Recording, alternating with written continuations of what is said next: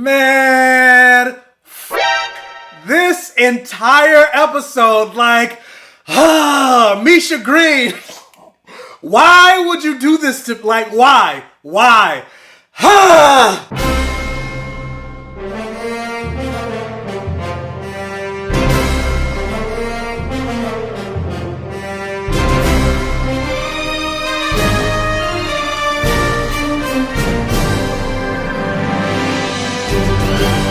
Alright, y'all, so we are finally here. We are at the penultimate episode of Lovecraft Country.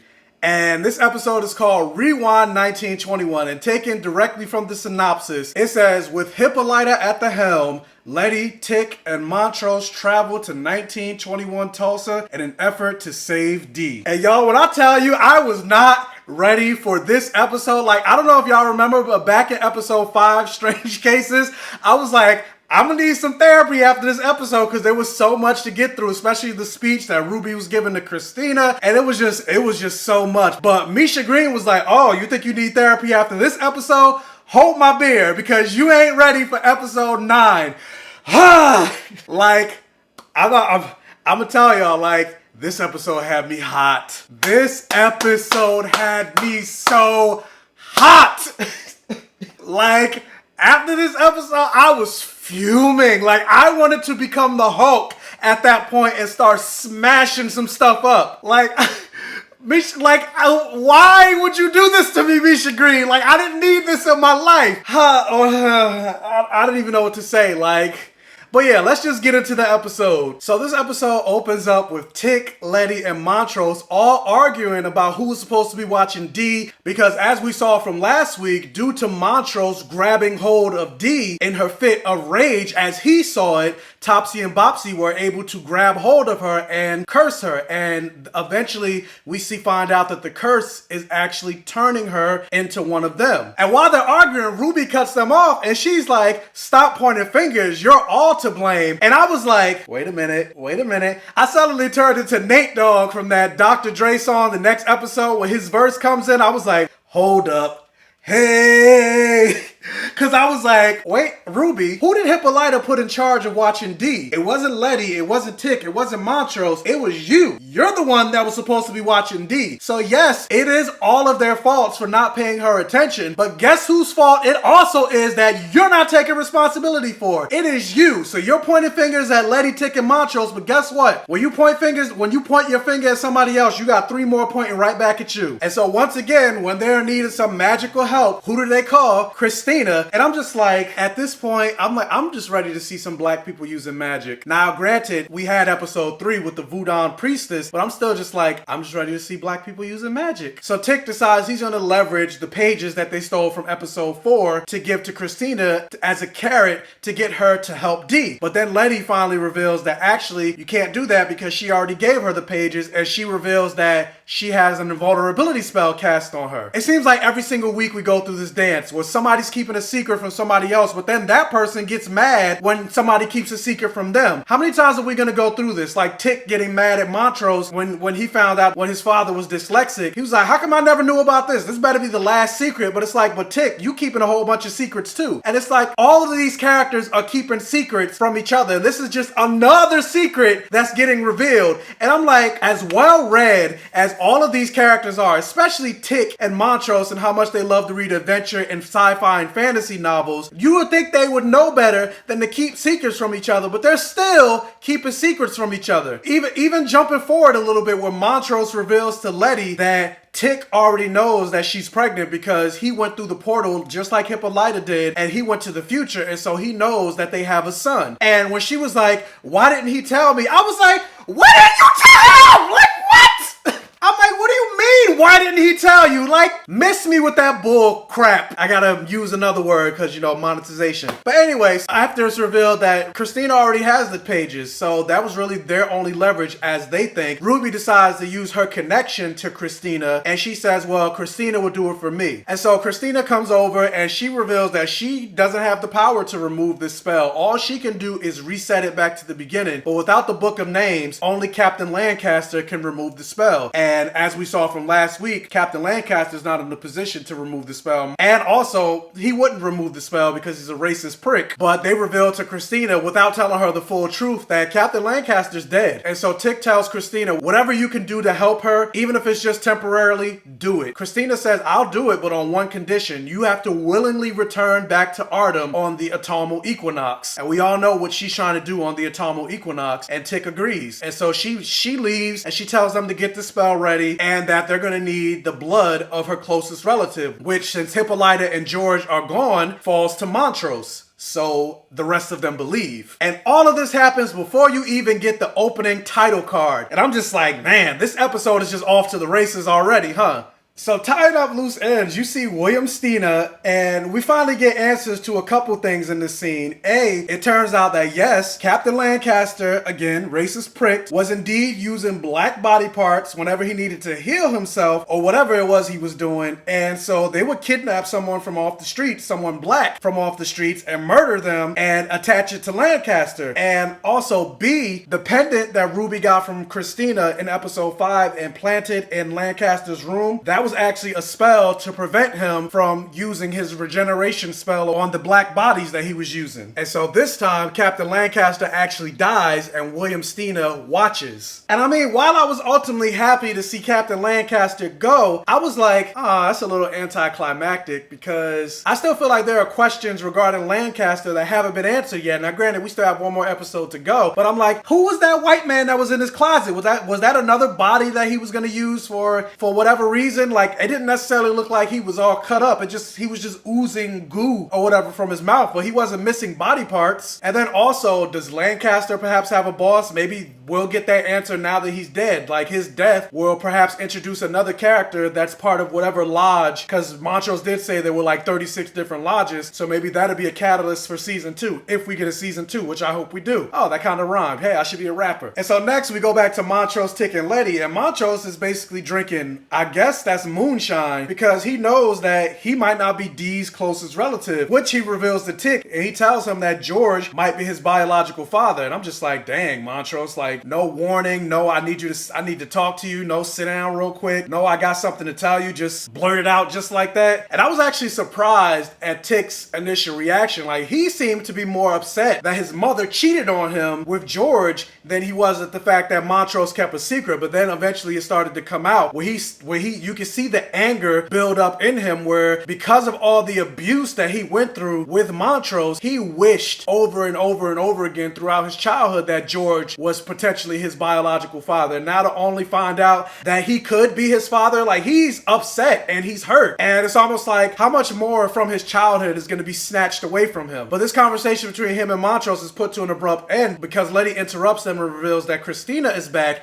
And right when Christina comes back to perform the spell on Dee, guess who comes walking in the door? And even though I read the synopsis in the beginning of this review, I did not read the synopsis prior to seeing this episode, so I was completely caught off guard at this moment. But in walks Hippolyta as if nothing has happened, and she's like, oh, is Dee sick? And she had this look on her face as if she was just at the market, and she was just like, y'all, I just went to the store and I was standing in line this whole time, and I just realized I just forgot my wallet, so that's why I'm back. And I'm just like, ma'am, where have you been? Like, it's been what, like a month since you've been gone? And so now that Hippolyta is back, Christina uses her blood to reset the spell. And once the spell is over, Hippolyta, she has this new swag, she has a different walk, she's talking differently, and she has this whole new set of knowledge, and she tries to use the knowledge to get answers from Tick, Letty, and Montrose to find out what happened, because she's gonna try to figure out how to save her daughter. And this, at this moment, in a very comic booky type of way, it reminded me of Marvel and DC Comics. She reveals that in this universe, the Lovecraft Country universe, there is a multiverse, and she spent time on Earth 504, which actually reminded me of Earth 616 in Marvel Comics, which Earth 616 is the comic book universe. So I was like, I wonder if that's like an homage to Marvel or whatever, because I mean, Diana is a comic book artist. She reveals that she's been gone the equivalent of 200 Earth years, and in that time she was able to experience, see, and learn so much, and she's going to use that information to save her daughter. And she's also able to use that knowledge to get the multiverse machine working again. And so again, Hippolyta has a new swag. She tells them to get in the effing car, and I'm like, see, this right here, this tells me that Hippolyta is going to be the ace in the hole. Probably whatever future Tick went to, where he finds out that he dies at the hands of Christina, maybe in that future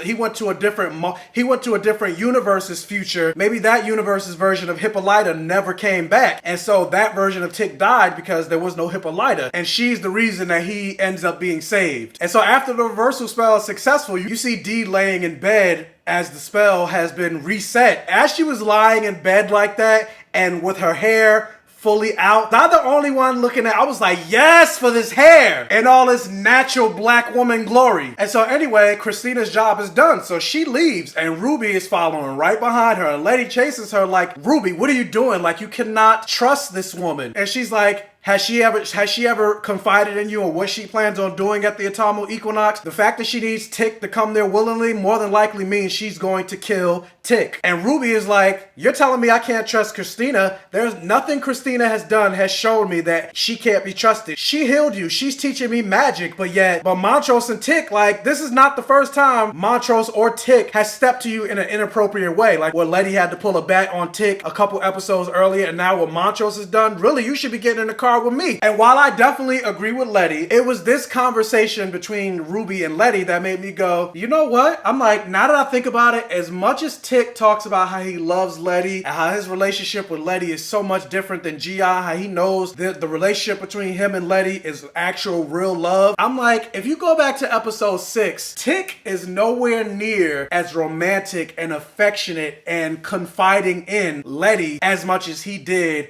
with Gia. And granted, I know he's not necessarily the same person that he was back then, but at the same time, your expression of love does not change that much. And he was way more expressive to her than I've ever seen him be to Letty. Like, yeah, there are moments that he's tender to Letty, but it's not as consistent as it was with Gia. And so then we jump and see Ruby and Christina in Christina's basement, and it turns out the real life Hilary Davenport, she's still alive, and her real name is Dell. And I'm like, the fact that she's still alive and we're getting her real name, that's definitely going to come into play later on. Maybe, if probably not next week, but again, if we get a season 2, because again, for the most part, for what I've seen, this show does not plant seeds that don't end up growing into something. And Ruby questions Christina about the autumnal equinox and does she actually plan on killing Tick? And Christina openly admits, she's like, yeah, the spell that I plan on performing to achieve immortality, it requires Tick's blood. All of it. So yes, he is going to die. And I'm thinking there was going to be some type of argument between Ruby and Christina, like, no, you can't do this. This is crazy. There has to be another way. But no, Ruby is just like, just promise me you're not going to hurt Letty. And Christina says, I promise. And Ruby just drops it. And I'm just like, really, Ruby?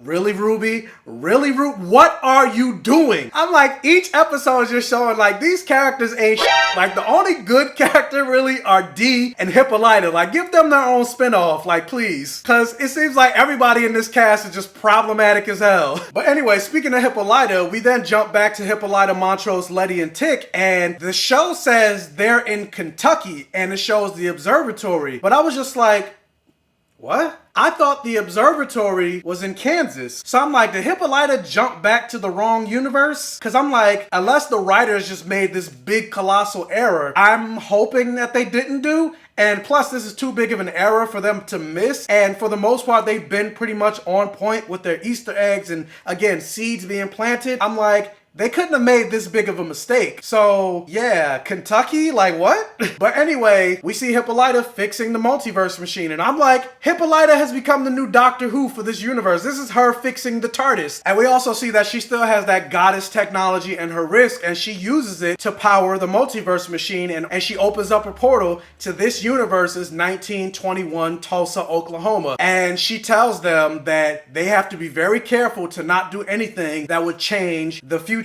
And then she also mentions that there are at least 60 trillion different universes separate from this one. And so Hippolyta ends up opening a portal to an empty room in the Stratford Hotel, which was a real life hotel in the Greenwood section of Tulsa, Oklahoma, aka the Black Wall Street, named after the founder of the Black Wall Street, J.B. Stratford. And I gotta give it up to the set designers for this show. Like if you look at pictures for what the Black Wall Street actually looked like, and then you look at this episode, like it just looks looks so close and looks so wonderful. And they even had the famous Dreamland Theater that existed in Tulsa, one of the only Black-owned theaters to ever exist in history. And it's at this point in this episode that my rage begins, because you just see this thriving Black community, so many Black faces, so many happy Black faces. And it's historically accurate that the day that the Tulsa Race Massacre took place was also a high school senior prom. So to know that that was cut short because white people wanted to be up to some bullshit, it just starts to infuriate me, because yeah, at this moment it's all happy-go-lucky, but you know what's going to happen. And funny enough, this was the episode that it took to finally get me to start feeling sorry for Montrose, because as much as I railed against Montrose in previous episodes, like, you could just see all the emotions coming from him the moment he stepped foot into Tulsa. And I'm just like, kudos to Michael K. Williams for portraying all of that in his face. Like, you can see the happiness in his eyes from seeing Tulsa all over again, and also the sorrow and sadness because he knows what's going to happen. And also, this moment consisted of some of the worst and best memories of his entire life. And we know from watching this entire season that Tulsa is still a very deep scar within him. And so for him to be back here, like, and so once they're in Tulsa, they start walking around. When Tick starts to chastise Montrose for not moving with the sense of urgency that the rest of them are, and then of course he realizes that Montrose is a little drunk. And I'm like, yes, ultimately I get it. Like, Montrose is definitely trash for abusing Tick throughout his entire life. And the only reason that Tick continued to give Montrose chance after chance after chance, and really, aside from when he killed Yahama, has never beat the hell out of him, is because of the fact that at the end of the day, that's still his father. But now he might not even have that. So I mean, I get Tick being upset, and it's like, look, after this is said and done, you and I are done. But at the same time, I was getting mad at Tick, because I'm just like, Tick, you know the stories of what Montrose has went through in Tulsa, and you also know what happened in Tulsa. Like, you don't have any type of understanding or sympathy of what Montrose is going through right now. Like, come on, dude. But I guess with a lot of things, knowing something is completely different than seeing it and experiencing it for yourself. And that's exactly what happens at the very next moment. Tick and Letty get to see just some of the abuse that Montrose had to deal with in his childhood when they run into Tick's grandfather, Montrose's father, and sees him, I think his name was Vernon, abusing Montrose with a switch outside in front of everybody, in front of the whole neighborhood. And the sad thing about it is, present day Montrose is defending his father like, I deserved it. And it's like, no one deserves that. And it's a thing that happens in reality with abuse victims, where they have to perform mental gymnastics to justify their own abuse. And it's sad that Montrose is defending his father as if he did something wrong, when really it's his father that has the darkness in his soul. It's not Montrose's fault that his father is acting the way he is. It's whatever darkness is inside his own father, and he's taking it out on Montrose, just like Montrose took out his darkness on Tick. It's again, history of violence repeating itself. And so we see Montrose run off, and Tick thinks he's gonna warn George about getting shot in the future at Artem, because Montrose does say something earlier in the episode about how he wishes he could take the bullet from George for himself so that George could live. And so Tick and Letty split up, and he decides to go after Montrose while she goes after the Book of Names. And it's here that Letty and Tick finally acknowledge to each other that she's pregnant, when Letty suggests that they should name the child George, which of course Tick already knows. And I'm just like, these two are just so dysfunctional. Like, they can't even have a normal conversation about having a baby together. We then see Letty as she's being chased by a bunch of white thugs, and this is another moment, just like in episode 1, we see Letty hauling ass. And I'm just like,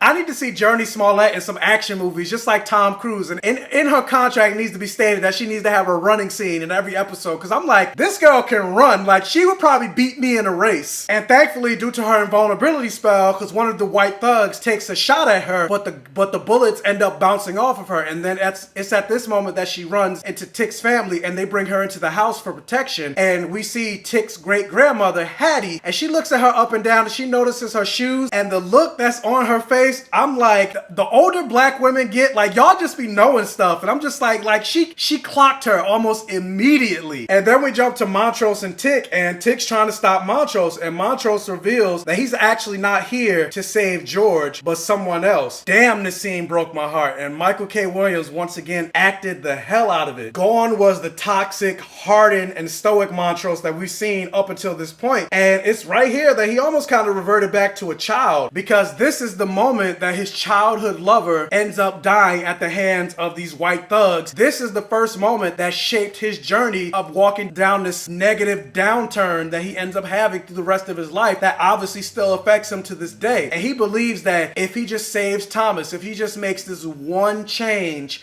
to his life, things will be different, things will be better. And Tick is trying to tell him, like, no, if you do this, you're going to change the present. If you do this, I will not exist. If you do this, my son, your grandson would not exist. Think about what you're doing and think about what you are about to risk. And Montrose is begging and pleading with Tick, like, please let me do this. Like, this will not change anything, because Thomas is just one of the many sacrifices that I've made in my life to be your father. And of course, I know that, yes, if you do save Thomas, of course it's gonna wipe Tick out of existence. And I understand that, because I listened to the official podcast after the show was over. The writers wanted to have this scene to basically convey whether or not George is his biological father. Montrose wants Tick in his life. Montrose chooses Tick. He just wants to save George, but ultimately he chooses his son. That may have been the intention of this scene, but for me, I don't necessarily think it played across like that, because at the end of the day, yeah, Montrose might be choosing Tick, but he's not choosing Tick because he chooses Tick. He's choosing Tick because he feels like he has to. And going back to something that Montrose said earlier in the episode, where he said, going through Tulsa, Oklahoma, that level of trauma, it created an unbreakable bond between George, Montrose, and their mother, Dora. And so that's why he wasn't really that upset when he found out that George could potentially be Tick's father. And I'm like, well, if you save Thomas, and on top of the fact that Thomas was your childhood lover, that's going to create an unbreakable bond between the two of you, and more than likely that's going to prevent you from getting with Dora. And granted, Tick might still be born, because Tick might be George's, but you don't want it, but we don't know. You don't want to take that chance. And so with going back to the scene and with Montrose talking about how he chooses Tick, I made so many sacrifices to be your father, I want to be your father, but he's also saying, like, I wanted to be your father because men have sons. I couldn't be gay. That's why when I found out that you might be George, like, you had to be mine, because in this world, being gay is unacceptable. So it's more about choosing Tick because of homosexuality not being accepted, more so than him loving Tick. And that's not to say I don't think he loves Tick, but it's more than just that. And it just makes me sad, because he wants to get the stench of homosexuality off of him so bad. And I'm just like, how many black men, or just men period, throughout history have found themselves in this position where they weren't allowed to openly express themselves? They weren't allowed to be them and love who they wanted to love. Not even just men, women, trans individuals. Like, how many throughout history have had to basically hide themselves throughout their entire lives? Even in today's society, you still have people in their 90s, after they had wives, kids, they basically had a whole life living a lie. They come out in their 90s, and you just have so many people living their lives from cradle to grave, and they lived it a lie. And I'm just like, as an openly gay man, and I know there are so many people that paved the way for me to even be as open as I am, and I'm very grateful for them, but I'm just like, I can't imagine still being in the closet to this day. I'm about to get real graphic, so warning, but I'm like, for me, sucking dick is like Christmas morning. So I'm like, having to live my entire life denying that, like, I can't imagine it. Also, side note, like, the casting for young George and Montrose, like, spot on. They weren't really that spot on when it came to Emmett Till, because Emmett Till in real life actually looked like this. But the person that they cast for Emmett Till was this, and he's way darker than the real life Emmett Till. So the fact that they got somebody to look so close to Michael K. Williams and Courtney Vance, like, kudos to the casting department for at least those two actors. But yeah, so getting back to it, after Montrose pleads with Tick and gives that speech of saying nothing's gonna change, Tick says, you better be sure. And he lets him go. He gives him the opportunity to save his childhood lover. And Montrose stops. I feel like he knows deep down in his heart, if he saves Thomas, everything that he currently knows is going to change. And so he doesn't do it. Because as Hippolyta said, you should not change the past. We then jump back and forth between Montrose and Tick and Letty and Hattie. We then jump back to Letty, and she's frantically going through Tick's mother's house looking for the Book of Names. And Hattie, who was suspicious of her from the beginning, she catches her snooping through their house. And and she demands Letty to tell her who she is and what she's looking for. And so Letty tells her the truth. She's like, look, I'm from the future. We're looking for the Book of Names. It's to save your great-grandson's cousin, and I'm carrying your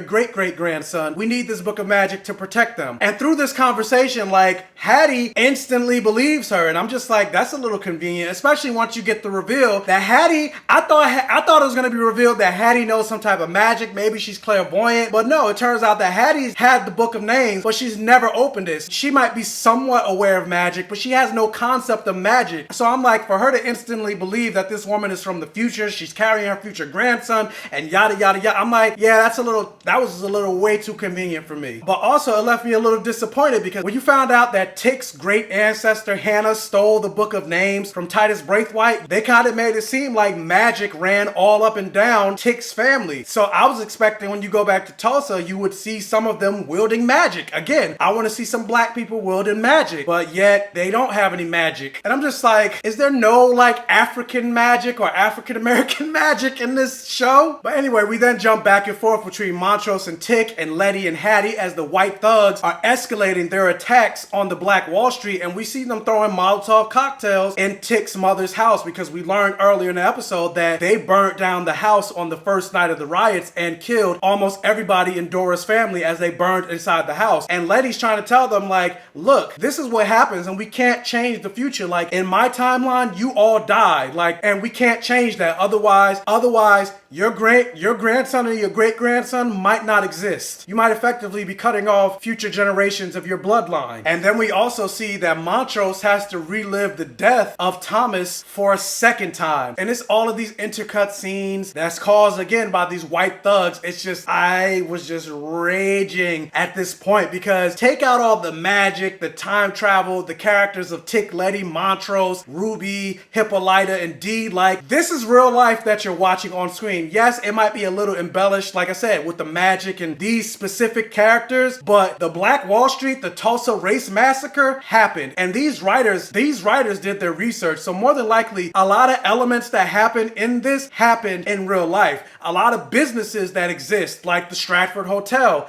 existed in real life. The fact that it was prom night when the race massacre happened existed in real life. So seeing all this black pain and people suffering needlessly because white people wanted to do some bullshit just pissed me off. And it goes back to what Montrose said in the previous episode, where he said something along the lines where he said white folks always come back, and they come back even more vicious and evil than they did before. Because yeah, we're watching the Tulsa race massacre, but guess what? Tulsa wasn't the first, second, third, fourth, fifth, sixth, seventh, eighth, ninth race massacre throughout history, and there were dozens more after Tulsa, the most recent one being Philadelphia in 1985. Google it. But anyway, so Hattie gives Letty the Book of Names, and she recites Jeremiah 29:11 from the Bible, and then she asks Letty to pray with her in a very strong way. She allows herself to be burned from the fires, and Letty, of course, tells her that she won't be hurt by the fires because she's immune thanks to Christina's spell. And I'm just like watching Hattie burn up as the camera is just dead set on her. I'm like, this scene was so hard to watch, and I'm just like, Misha Green, why would you do this to me? And also, while this is happening, we also learned something that a lot of people predicted, myself included. We learned that Tick is actually the mysterious stranger that protects his father, George, and Dora. And a lot of time travel narratives do this. I think the most prominent comparison to make for this, and that people will be more familiar with, is Harry Potter and the Prisoner of Azkaban, where Harry went back in time and actually protected himself from the Dementors, but the whole time he thought it was his father until he traveled back in time and realized it was actually him. And while these scenes are playing out, you hear a poem, Catch the Fire, by Sonia Sanchez, who was one of the leaders in the civil rights movement and a leading voice in the Black Arts movement. And the Black Arts movement is where a bunch of artists got together to help push through their art the idea of Black power and Black pride. And it was great filmmaking that they juxtaposed the pain of watching Hattie burn up with the cathartic joy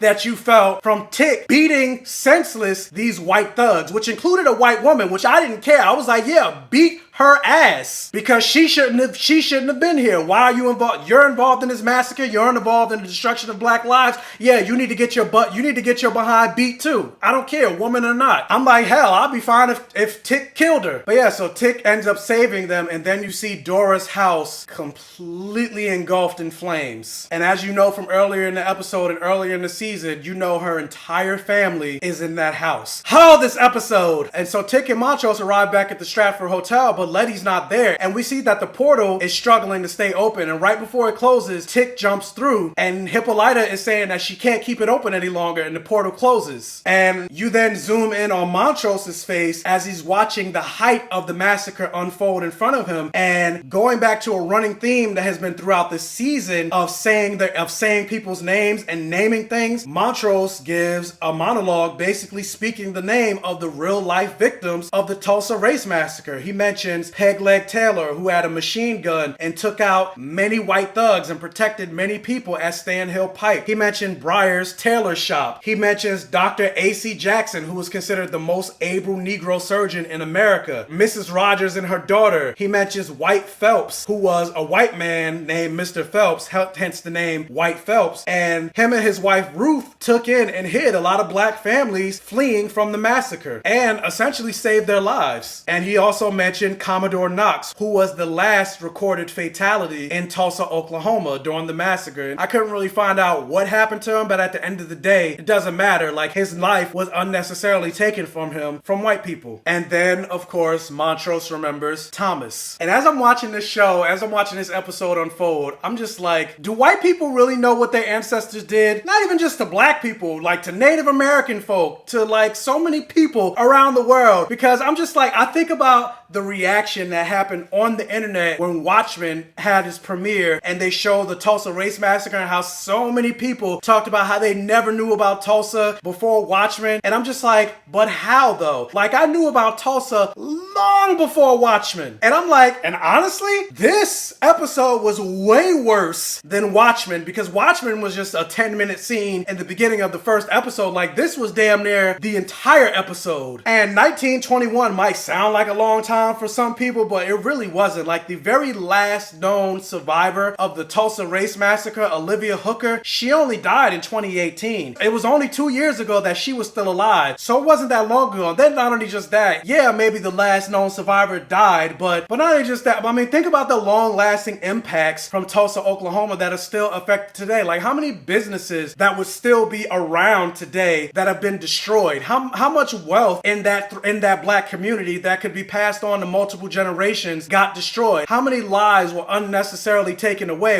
And who knows what those lives could have became, or what their children or children's children could have became for the world that was taken away from this earth unnecessarily. But it's like, they don't want to teach you about this in school. They rather teach you about Whitey's on the moon. But yeah, so anyway, so there we jump and see Hippolyta is really struggling to get the portal back open, and tapping into whatever goddess power she has, she suddenly turns Super Saiyan blue, and her eyes go ghost white, and she starts levitating off the ground, and her hair turns blue, and she screams, and she's foaming at the mouth, and she gets the portal back open. And I'm just like, wow, like, damn, like, Hippolyta is the GOAT. And I love the writers of this show, because the operatic song that you hear playing at this moment, they created this entire song just for this scene. And I'm like, I need to get this song on a soundtrack so I can listen to it. But while it's playing, and it's a beautiful scene, you see Letty walking through the fires of hell, basically, in Tulsa, as she's unaffected by it. As she has the book in her hands, you see the trauma on her face, and she's walking back to the Stratford Hotel. And I get this scene was probably supposed to signify how black women have seen and went through so much trauma in their lives, but they continue to push on,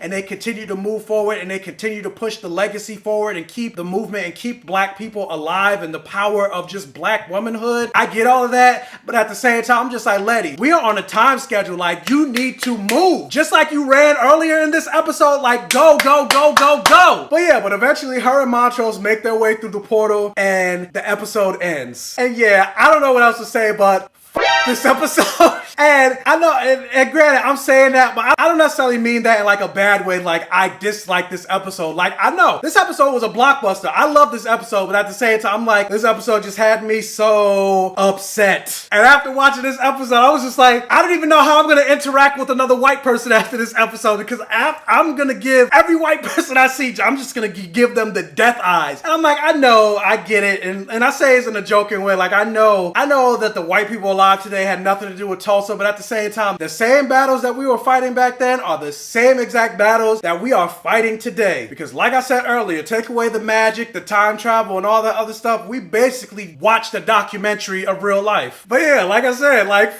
this episode, like, I don't know what else to, like, I'm mad all over again. But yeah, like I said, this episode is another blockbuster, and then next week is the season finale. Hopefully it's the season finale and not the series finale. But yeah, what did you guys think of this episode of Lovecraft Country? I'm like, at this point, I need to see some black people using magic. Like, come on, give it to me. And especially if we get another season, I need to see full-on Harry Potter-like bewitched I Dream of Genie sorcery coming from black people. And now the Hippolyta went full Super Saiyan Blue, like, I need her to go full-on Goku and just start whooping a bunch of white people's behinds just like she did in episode 7. And also, hopefully I see Gia return for the season finale and she gets to whoop some ass too. But anyway, like I said, what did you guys think about this episode? Let me know down in the comment section below. Also, if you can't hit that thumbs up button and like this video to really help out the channel. If this is your first time watching one of my videos, please check out the other videos on my channel. And if you like what you see, please subscribe for more and hit that bell notification button so you're alerted every single time I post a new video. And tell your friends, families, and neighbors about my channel to help me continue to grow. And before I teleport away, as I usually do at the end of my videos, I'm like, this episode was so heavy. Let's end this video on a happy note and look at some sexy pictures of Jonathan Majors.